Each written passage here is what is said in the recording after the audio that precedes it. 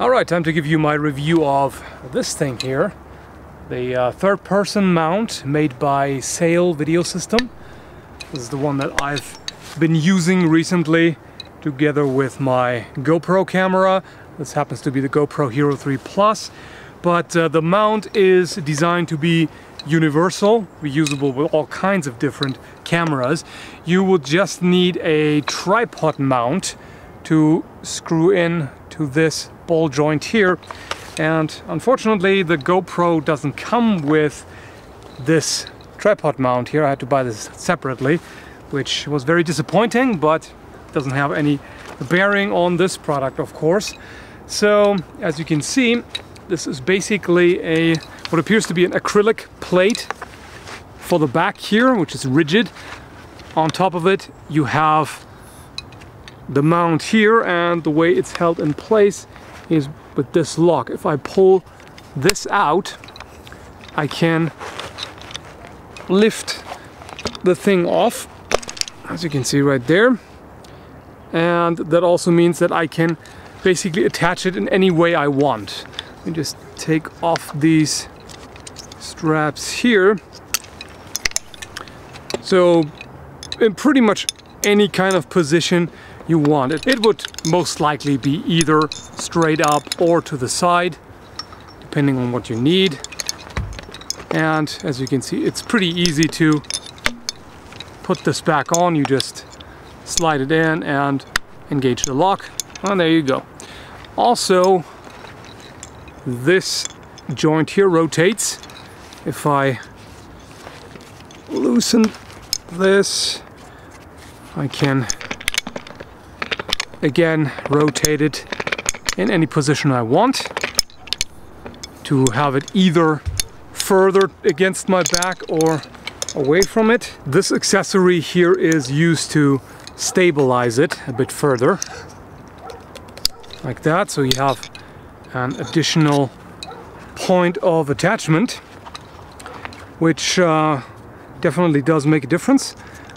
For some applications, I personally like to have it attached with straps over my shoulders, which I'm going to show you right there, so that hip movements don't result in it just bobbing up and down too much, which is mainly a problem if you're going to be walking around. I'll show you that, but let's just get right to how this works. So the tripod mount is screwed on here, and by loosening this thumb screw here, this ball joint can be rotated freely, and then the second part of the pole goes in the base, and then again you can rotate it any way you want, either like this in order to have it even further away from the back, or to the side if you want more of an over-the-shoulder view. So there are a lot of options. This here is really secure once you've pushed it in all the way. Quite a bit of resistance. And there you have the belt, which I'm going to put on. I have the Velcro closure here, which does accommodate a bit of a comfort belly. Although if you are very overweight, this may be a problem. It is very adjustable to various body shapes, from skinny up to, oh, shall we say chubby, which by the way is also a very trivial but nevertheless kind of neat effect. If you do have a bit of an issue with overweight and you put this thing on, nobody will know. Since this thing can make you look kind of fit, which again is completely irrelevant to its function, but kind of neat, isn't it? Once it's in place, it's best to have someone to help you with this, because reaching around there to get to the camera is not super easy, although as you can see it can be done. And you can adjust it to whatever position you need. Ideally, in case of the GoPro, you would use a smartphone to get a feed of the video as the camera picks it up. It makes it a lot easier. If you have some kind of remote control, that's of course ideal. Just turn this on. So as you can imagine, that kind of video game-like third-person view is pretty neat for all kinds of action shots. Where you can have a bit of an issue is with things like walking around, where you have considerable hip movement, because that makes the thing bob up and down quite a bit. That makes the thing bob up and down quite a bit. So in that case, what I like to do is attach a separate strap further up there, bring it around my shoulders and attach it at the belt. So let me just show you how it looks when just walking around.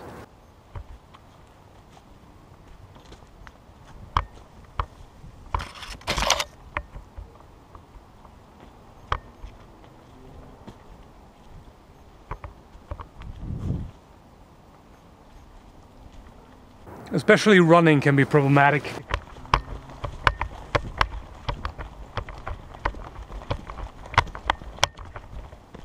So that's something that you can fix with additional straps depending on the situation. And of course there's still plenty of potential for modifying this thing, so really not a big deal. So as you can see, I can also switch it around and record with my camcorder on this mount and have it in front of me, which really makes me look like a douchebag. But it does work, so if you're really fond of taking those pointless selfies that nobody wants to see and post them all over the internet, there you go. So basically you can do with it whatever you want. Oh, watch out, there's a troll behind you. Got him. As you can see, you have quite a variety of options here with regards to the perspective. This probably looks a little strange, but yeah, you can change it in all kinds of ways. Closer, further away, different angles. What you can also do, if you like, is just remove the top part of the pole and just use this as a portable monopod to extend your reach, or for a bit of stabilization compared to just holding it in hand directly. As far as the build quality is concerned, I have no complaints. The pole here is basically just a metal tube, so there's not much you can do to damage this, although I have to point out that the finish doesn't seem to be particularly durable. It seems to scratch up and rub off fairly soon, which is something that does not bother me personally, because I don't care how it looks, I care how it performs. But it is worth pointing out. The attachment is definitely nice and secure. As you've seen, it sits in the socket really tightly, and the joint here is very sturdy as well. So no issue with that. All the screws are tight. The straps seem pretty much exactly like the material used for seat belts in cars.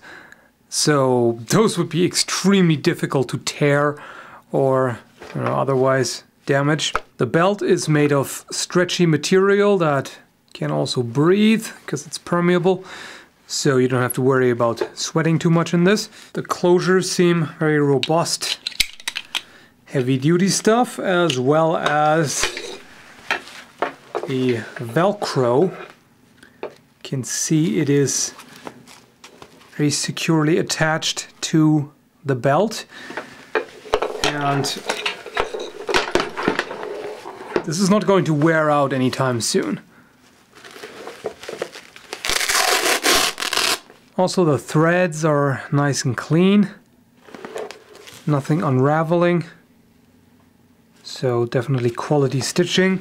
Overall, it's obvious that high quality materials were used and that everything is well assembled, which is also reflected in the price. The current price is 205 euros, which at the exchange rate right now is equivalent to about 260 US dollars or 290 Canadian dollars.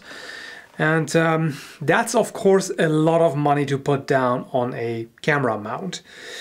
Is it worth it? Well, I can't answer that question for you. For me personally, I definitely see why it costs what it does, and I really can't complain about anything. I mean, it's working just really well, and it's giving you a lot of versatility. I mean, sure, you could try to rig up something yourself that has a similar function, but unless you're really good with such crafting projects, I don't think you would get quite the same structural integrity and versatility that this one here offers. I mean, you can have a whole variety of very different camera angles, and I don't see this wearing down anytime soon at all. So as far as I'm concerned personally, yeah, I would definitely recommend it. It's really well designed, well executed, and it just works. So I hope this was helpful, and thanks for watching.